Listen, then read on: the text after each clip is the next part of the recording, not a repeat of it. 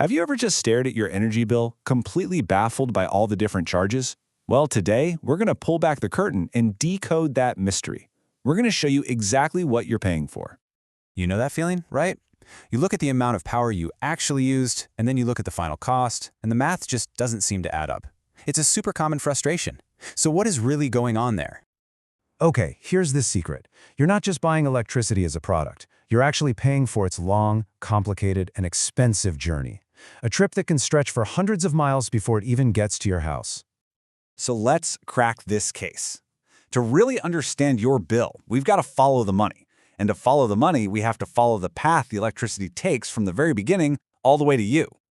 This right here is the traditional journey. It all starts with generation, where the power is made. Then comes transmission, which is like the long-haul trucking part. After that is distribution, which brings it into your neighborhood. And finally, it arrives at your home. The thing is, every single one of these steps adds another layer of cost to your bill. So, let's start at the source, right? Where this whole thing kicks off, the power plant. It all starts here, in these massive generation plants, often located way out in the middle of nowhere, hundreds of miles away. They're burning fossil fuels, like natural gas or coal, to generate the electricity that will eventually power your life.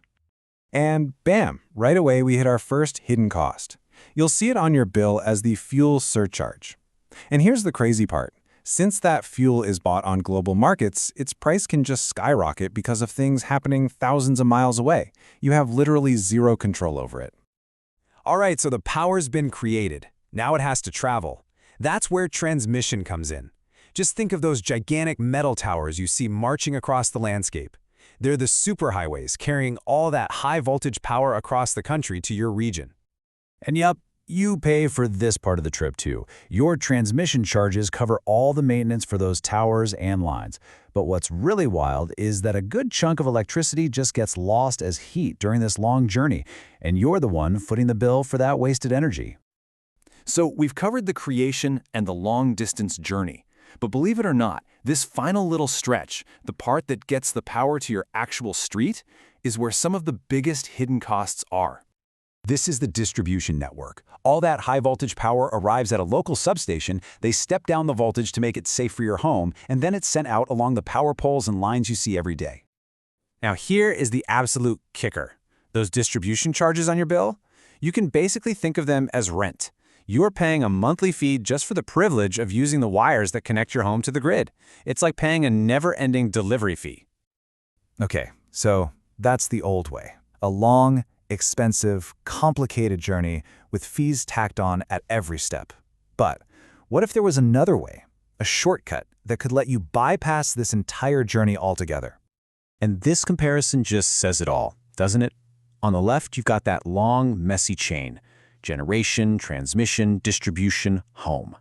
But look at the right. Solar power. It's a direct line. Your roof to your battery to your home. The journey is basically gone. So let's break down what that really means.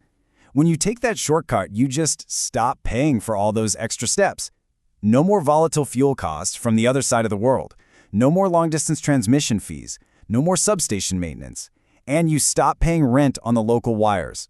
All those charges just disappear. So what is the big takeaway here? What does this all boil down to? Well, it comes down to one really powerful idea. And this is it. This is the key. For over a century, the only option has been to pay for every single expensive step of electricity's journey. But the alternative is so much simpler. Stop paying for the journey and start owning the source. You know, ultimately, this is about way more than just saving money.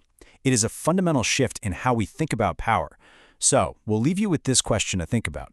What would owning your own power source really mean for you?